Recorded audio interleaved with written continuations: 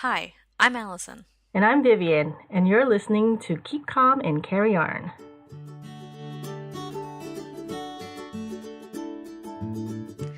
Thanks for joining us for episode 4 of Keep Calm and Carry Yarn. This is our knitting and crocheting podcast, and my name is Allison, and I'm the crocheter. And I'm Vivian, and I'm the knitter. So we can start with this seems to be our usual thing, our thank yous, because we have much to be thankful for. We do. I wanted to thank Mrs. Kellogg for saying hello to us on Ravelry. And Emily of Anders Mill Knit Podcast mentioned our podcast and Pearl and Plum. And she reviewed a couple of our bags. And she's very animated and adorable. So you should go check out her podcast on YouTube.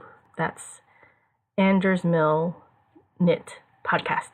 And speaking of podcasts, Clarissa Beth from Crochet Cakes, who we've mentioned before, she just gave us a nice little mention on her YouTube TV segment. Yeah, that's nice. Although she mentioned us when she was talking about, going to the Yarn Festival as well. Uh-huh. But she did it officially this time, and Pearl and Plum as well. Oh, cool. I haven't seen that one yet. She's YouTube. That's what you said. You just said that. Yeah, YouTube crochet. Okay. This is a fun quiz that you picked out. Yes, the BuzzFeed quiz I found was, which female mythological monster are you? And do you want to go first? Because I want to know what you are. I got Scylla. Oh my gosh. So did I. Oh, really? So in Greek mythology, Scylla was a sea monster who worked with her counterpart, Charybdis, to sink ships that dared to sail through her straits. Like Scylla, you don't actively seek trouble, but when someone wrongs you, you'll unleash your wrath. I was going to say, one of these times we would have to get the same thing, because there's only so many. There's only so many. I don't know. I mean, I wonder how many mythical creatures they had to choose from. Probably 6, because each of the questions have 6 different options. But I want to know what your answers to all the things were now, because we got the same thing. Okay. So we must have some of the same answers. The color one was hard for me because I liked all the top 4 colors, because those are my colors. Blue. Oh, all cool colors. Yeah, blue, so green, the second blue on the right. Blue? Okay, that's what I picked. It's like a corn. Is that like a cornflower? Yeah, like a cornflower blue. I picked that one. And then for what annoys you most, I said ugh everything. I said catcalling. I'm not annoyed by everything. I mean, it was more just like, I can't really choose between bad textures, people who make... Actually, it doesn't even... I don't know. I just picked everything. Because that seemed easiest. And then for his secret lair, I picked the one that... A blue door in the hillside. Oh, I picked the one on the ocean. The island on the ocean. And then Disney Princess to Murder. I was going to murder Prince Eric. What? Why Prince Eric? I don't know, because when he's under the spell and then he falls in love with Ursula, it's like stupid. I don't know. I want to murder John Smith. He's not really a prince. Well, he isn't a prince at all, for one thing. Yeah, no. Okay, choose a gem. I picked the pear-shaped sapphire. Oh, me too. That kind of makes sense because it's sinking ships and in the water, and that one's I was like vacillating between that and the aquamarine. Yeah, well, those are both ocean colored. Okay, so we only had what, two answers in common? 2 the same. There's only no, 4 questions. Just a gem. No, gem and favorite color.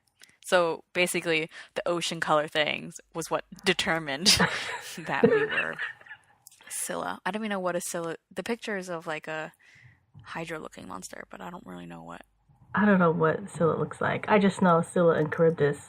That's a little bit about us as monsters.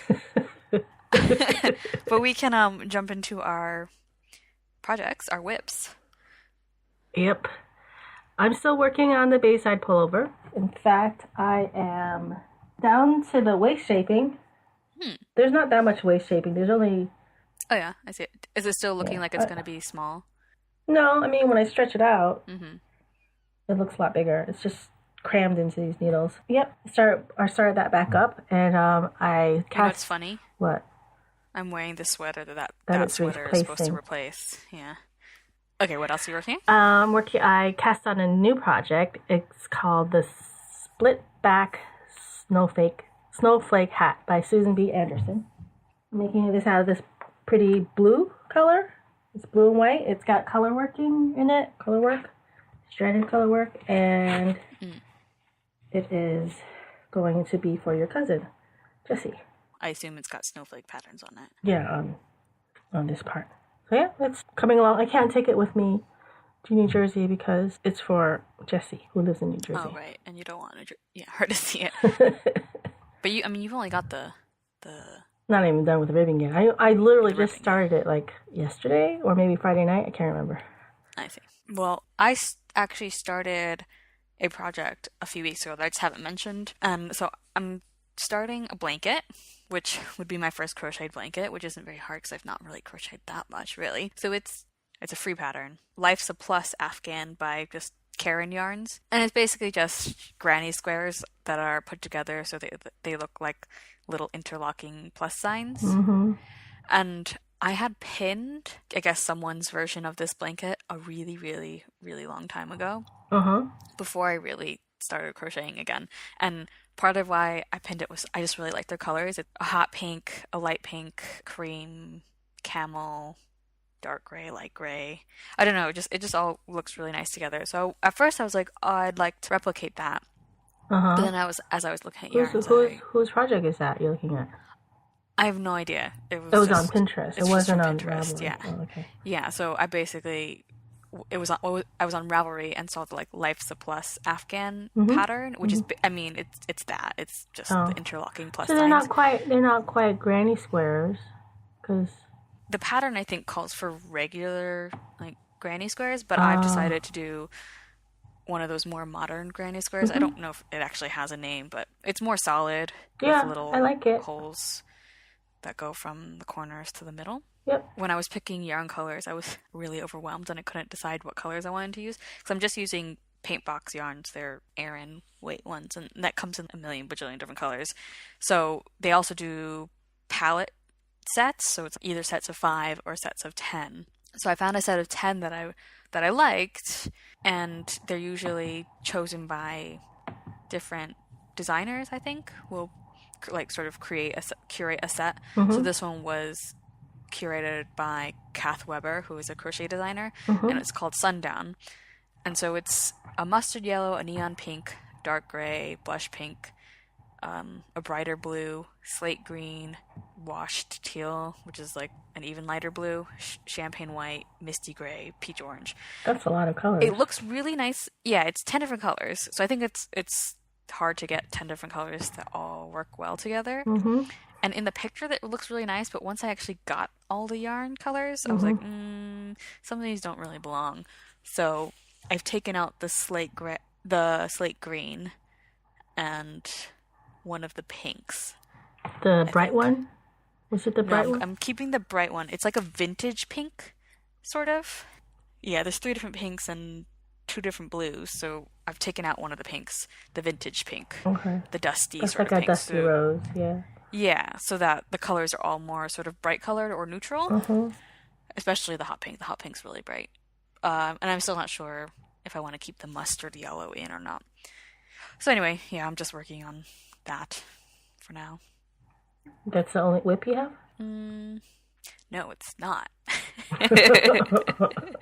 The other whip I have is the Hotel of Bees shawl. Oh, how pretty that is. So Sandra from Cherry Heart podcast and Sam from Betsy Makes are doing a joint crochet along for the Hotel of Bees shawls. And basically they saw someone wearing the shawl at Edinburgh Yarn Festival, were both smitten and decided to do a crochet along. And I feel like the whole crochet world is smitten with it too, because everyone is doing this thing, I feel like. And I had this project favorited for a long time too. I feel like as soon as I sort of got onto Ravelry for real and was looking for patterns, I saw this one. I was like, wow. You mean there was a time that you were on Ravelry for fake? Well, when I was logging into your Ravelry and favoriting things and saying, make this for me, please. So anyway, so I'm doing the cowl in a heavy fingering / sports weight yarn, and it calls for sports weight. So And then the designer says she crochets really loosely, so she encourages people to actually do a swatch to get the gauge. And so I did. It took me a while to swatch to find the right hook size, but I ended up only going 0.5 millimeter up, and I think it's fine. I actually think it'll be a little bit bigger than her dimensions, possibly. You want it bigger? But the yarn I'd rather have it bigger than smaller. Oh, that's true. Yeah. But the yarn I'm using, so the yarn I'm using is hand-dyed yarn by Catherine from Crafternoon Treats, and I met her at the yarn festival, and I had told her in person actually when she released this color. It's her mint julep color, and it's a minty green with a very Allison bits color. Oh yeah, I told her, I was like, this yarn color speaks to me like no other color in the world ever has, basically. So the minty color is like my main color, and then I also got another like chartreuse from her as well. So I've got like the bright yellowy green bright color to go with the mint, and then I just bought just undyed natural colored yarn from a yarn store in Edinburgh. And I have to admit, I sort of yoinked the color combination from Sandra, because I think I yoinked it. I'm copying it. the minty color with the lemony color. I think she saw somebody with a shawl with these colors and made a shawl with these colors. So now I'm like, yeah, now I'm going to make a shawl with these colors, a different shawl. So that's coming along very well. I just started 2 days ago. Oh, wow, you've done a lot. Yeah, because it's nice, because the last big thing I did was the top, the Carolyn top, and then also my FO cowl. And it's sort of monotonous work, but this, because it has a lot of different pattern changes, it goes by a lot faster. And the pattern itself is really detailed. It's not ambiguous in any way. At least not so far. Well, but speaking of my other cowl, that's both of our finished objects. Wait. Right? Yes, but what? Sorry? You're doing a crochet along. I decided I want to do a knit along while you're doing your crochet along. Yeah? What are you doing? The Shawl Society, Helen Stewart, she did this last year, and I kind of missed the boat on it. And, well, you say you missed the boat, but you never do knit-alongs. Well, sometimes I'll buy the patterns, even though I don't actually participate, but I buy the patterns and I just watch it.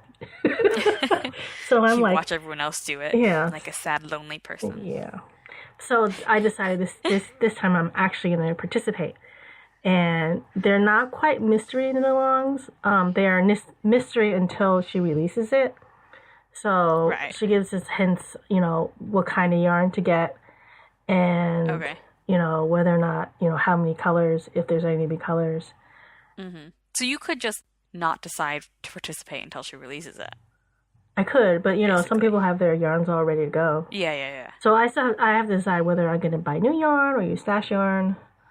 I'm probably going to end up buying new yarn, because a lot of my stash yarn I have in multiple colors are already reserved for other projects, or projects ready. So she hasn't released the pattern yet, right? No, and there's going to be a total of, I think, 6 in the end. And the first patterns. That you can choose from? No, or you have to do all 6. Over 6 months.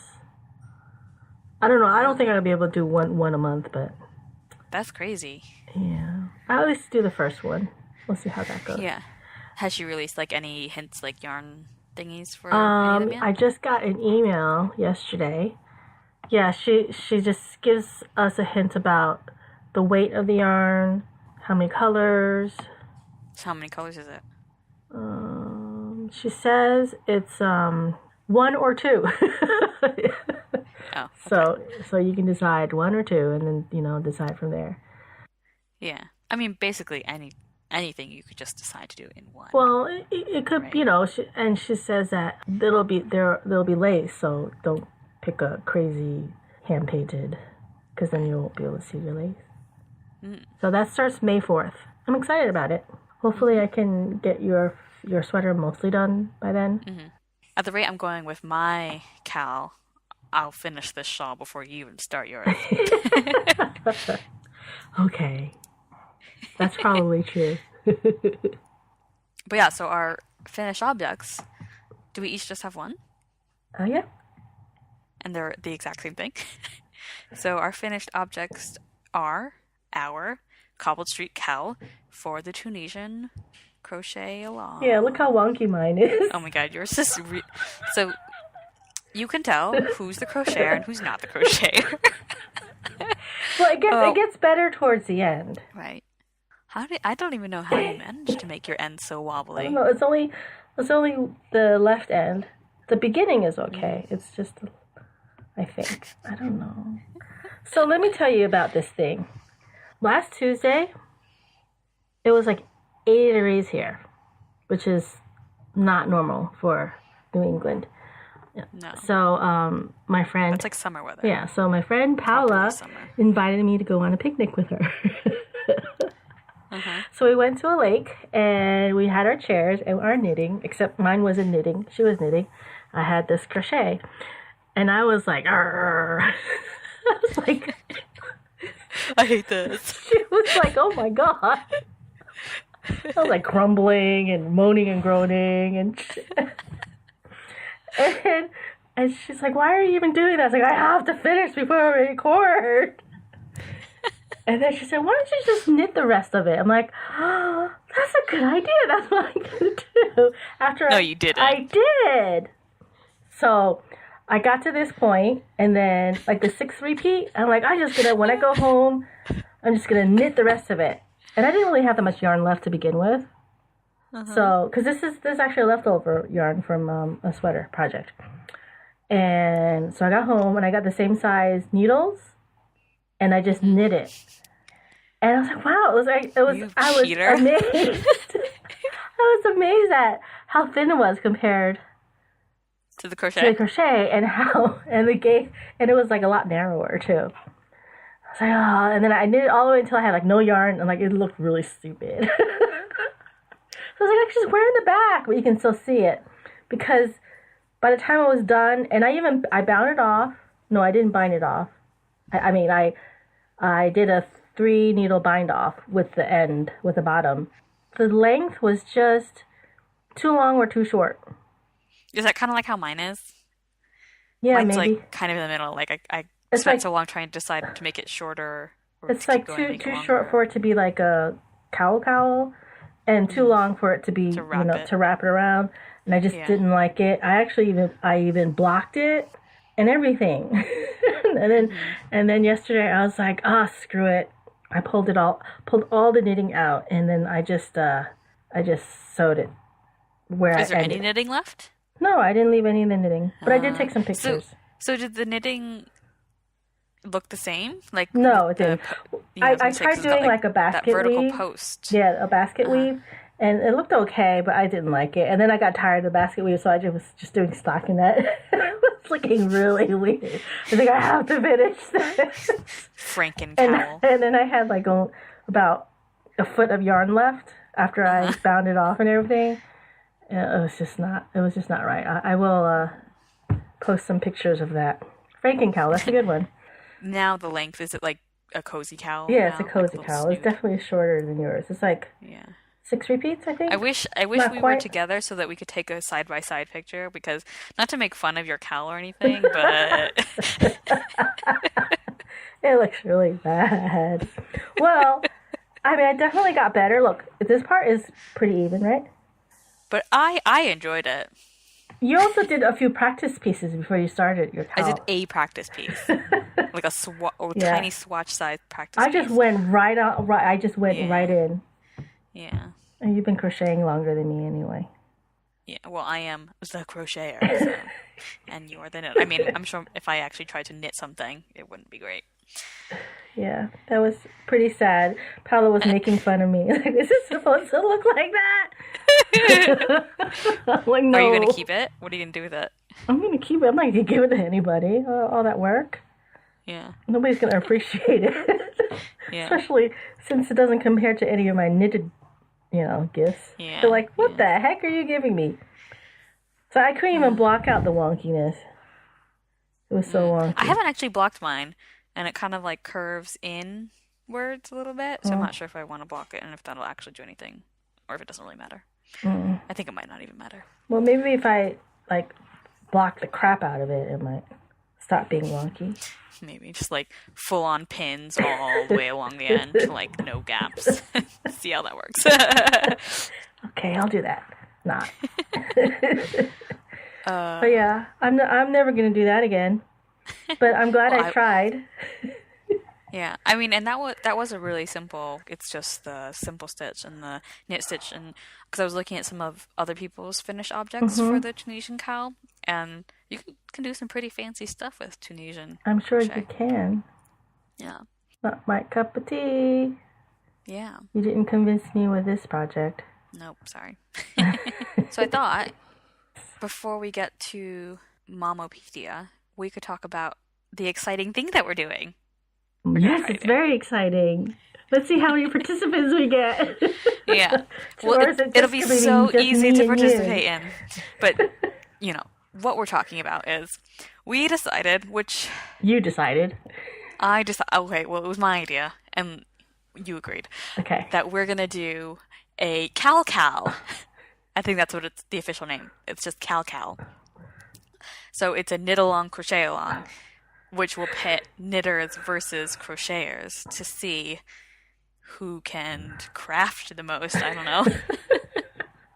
Who can get more yardage?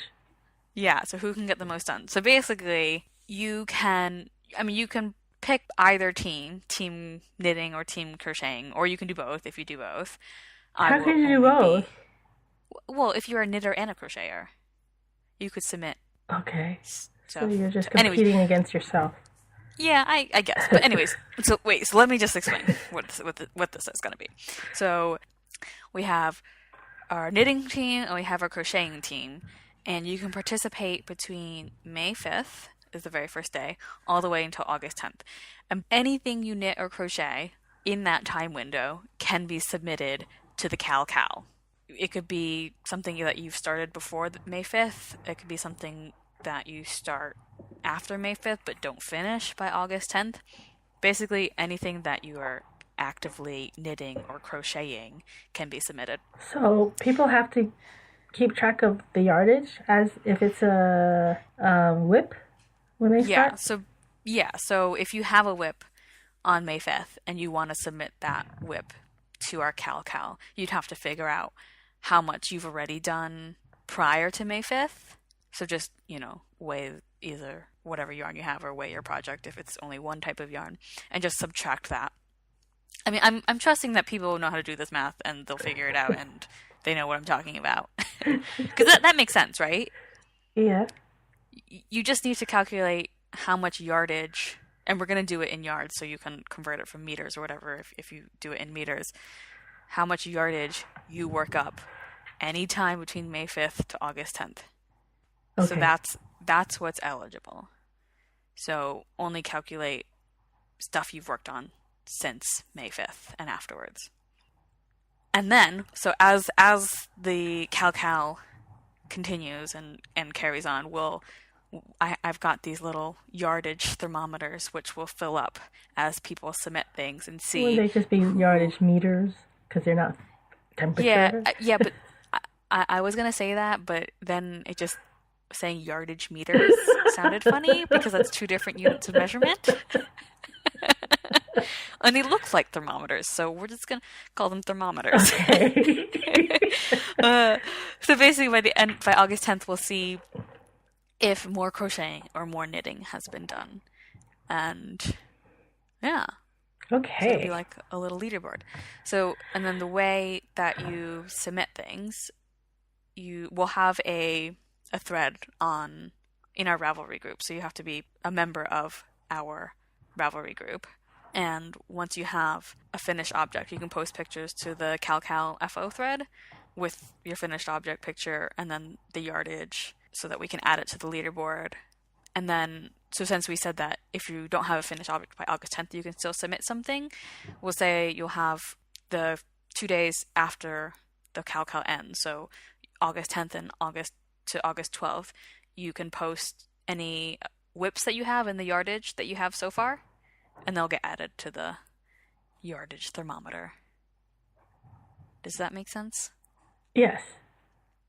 So But all this information will be available on the show notes. CowCow like chatter thread on the I Ravelry. keep saying, sounds like you're saying cow cow. Cow cow. CowCow, Moo. CalCow, knit along, crochet along. Hashtag CalCow. Okay. I'm sure we're not the first ones to use that hashtag. I looked and we're not, but there's only like a few posts that used CalCow. And do you want to talk about the prizes or? I haven't really decided on the prizes yet. Well, but for sure, we can announce what the prizes will be later. But you can just talk about how you're giving me a face that you don't know. So there's 3 ways to win. Oh, that. I thought you meant like the prizes. Okay. No. Okay. There's 3 ways to win. Members of our Ravelry group participating in the chatter thread will be thrown into a prize draw. And that's one way. Number 2 is anyone using hashtag CalCal, KALCAL, on Instagram has a chance to win. And the third way is if you've submitted an FO or WIP to the CalCal FO thread on Ravelry, and you're on the winning team, you'll be entered for the last prize draw. And that'll be the grand prize? Yeah, probably, maybe. Yeah. We're very organized. So, I mean, that's the thing. If you're a knitter and a crocheter and you submit something in knitting and crocheting, then you could, no matter which team wins, you'd be eligible possibly, yes. And I don't know what the prizes will be, but plum bags will definitely be part of that. Yeah. But yeah, so the great thing about this CalCal is that because anything is eligible, it could be something you're already working on. It could be, for a cal that you're already working on, whether it be a they can double Z-cal dip. or a K-cal. You can double dip. Yep. So Double I dip. will be probably Quadruple doing dip. some sort of weird math with my Hotel of Bees shawl to figure out what I've work on after May 5th. Oh, so my knit along doesn't start until the 4th. So if I start it on the 5th, then I can count the whole thing. Yeah. Mm-hmm. That would be good. So hopefully we have somebody that participates. Yeah, it just won't be nice. me, you, and Paula. Paula said that she would do it just because she loves me so much. I mean, this is easy, guys. Like, you just gotta make something and then use the hashtag, post in our group, and you can win something. So that's great. You can win something. We don't know what also, yet. Also, I'm gonna say all the crocheters out there should definitely participate because I want to win. I want the crocheters to win. Well, we're participating, but we're not part of the draw. No, but I can fill up that crochet thermometer. I can. Okay. Alrighty. Okay, so now we can move on to Mamapedia. What would you like to ask me, sweetie? I want to ask you about mixing different types of yarn or different brands of yarn in a project. And the reason I was asking this, it's kind of too late now because I'm mixing different types of yarn in my Hotel of Bees shawl. But that's sort of what prompted it. So, different type as in different types of fiber in that project? Yeah, most like if it were different types of fibers or how you yeah, I don't know. I guess that's the main thing. Okay. Well, whatever floats your boat. There are no rules. You can do whatever the heck you want. It can be design detail if it changes. Obviously, it depends on what you're making. If you're making a fitted garment, you may not want the top part to be Aran and the bottom part to be fingering. I mean, you can do whatever the heck you want. If you're doing a shawl, I mean, you can. I guess I was more afraid of if there was slight differences in the yarn weight. So if there were slight differences, would it mostly not make that much of a difference for like a shawl? For a shawl, it wouldn't make a difference. It wouldn't really make that much of a difference. Because, I don't think I would be dumb enough or experimental enough to have chosen like a wildly different weight for the different colors. And I guess my other thing was because the yarn I picked for the Hotel of Bees shawl, it's heavy fringing sports weight, and then the white yarn that I got, it just says jumper weight. I don't know what that means, but it is that like insane. A worsted weight? No, it's thinner than that, I think. I don't know. You should probably. It's like the same as. It's basically the same thing as this heavy fingering sport weight. But they're both. I picked 100% wool. So what if you used different fibers in a project? How would that change like how you have to like What care for the garment or something like that? if you use different fibers? You would care for it depending on which is the more delicate. So if it's I don't know, if you're using sock yarn and alpaca, now alpaca will felt. There's no such thing as Superwash. superwash alpaca. So you just care for it as if it was all alpaca. Right. That makes sense. Yeah. So if you have acrylic and wool, you're not going to throw that. I mean, unless you want the wool to felt and the acrylic not to felt. That would be interesting. I would not recommend you throwing it in the washing machine. Right? Alrighty. So That was an easy one. Yeah, that's basically it. Well, it's just common sense. It's basically common sense. And we went to a few of our favorite things. Do you have a favorite thing this time around? I do. I keep mentioning the Hotel of Bees crochet along, and that's basically my favorite thing this time around. And not because the shawl is great, and the shawl is great. It's my favorite thing because the grandness and the scale of the actual crochet along. Uh-huh. I think Sandra's a pretty big podcaster in the crochet podcast world, so that helps. I think just because this shawl speaks to so many different people and it's just so well designed, so many people are jumping in.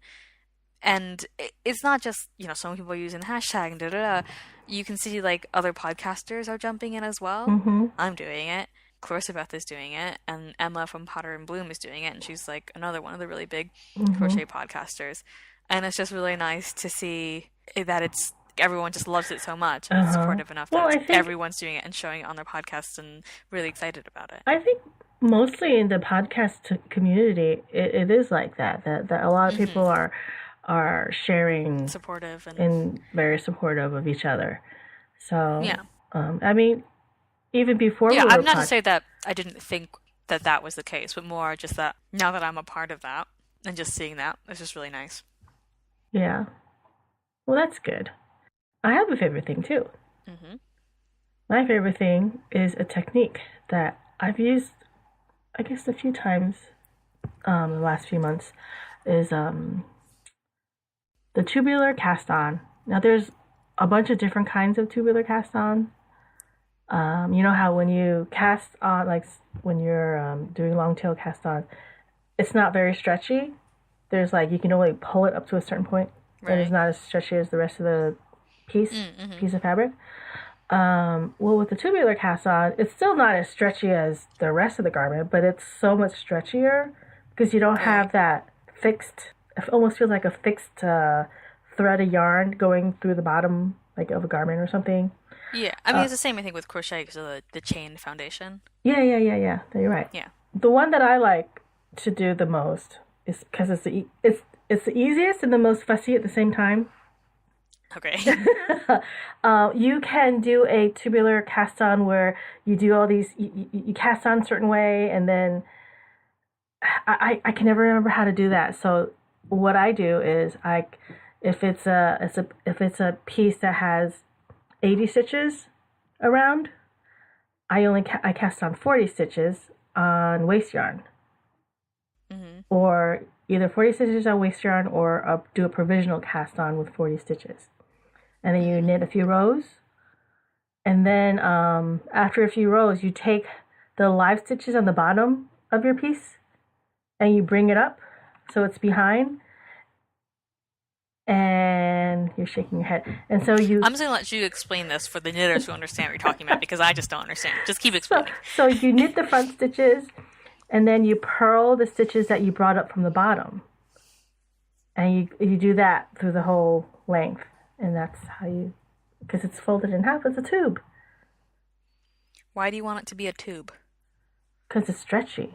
It's good for hats and sleeves. I did it for the bunhead hat for Emily, and another hat. So if you did it for the bunhead hat, say, or for a hat, and so it's the end of the fabric isn't really the end because it's folded over? Yeah, kind of like that. I see. Maybe. I might see. I don't know. Well, anyway, that's one of my favorite little tricks that I didn't learn about until I had been knitting for a few years. So yeah, so I use it a lot of times, even when it, when a pattern doesn't call for it, if it's a hat or something. Because you're an expert and you can do that sort of finagling. Well, I'm not an expert. But speaking of which, I keep meaning to get you to talk about how you came to be so into crocheting, and you just haven't yet. Crocheting? Or knitting. How I started knitting, or how I learned. How you got back into it, Well, I learned as a child. Did we not talk about this before? I don't think so. On the podcast? I learned as a kid. I was about 7 years old, and my grandmother was trying to keep me occupied because my mom used to drop me off at her place for a week or two at a time. I was watching her knit something and bugging her. I want to try. Because whenever she made something, like if she was making dumplings or whatever, I always wanted to help. And well, she always said that I had very clever fingers and I could, do things. So she's like, okay, why not? You can try, because I, make the dumplings and stuff. And so we started knitting. So she gave me some ugly gray leftover yarn and these big fat needles. And so she taught me how to knit in Chinese. And so I knew how to knit, I knew how to purl, but I didn't know what they were called. And I knit this big long snake of a thing. I don't know what it was. I used to tie it around my waist. I have no idea what happened to that thing.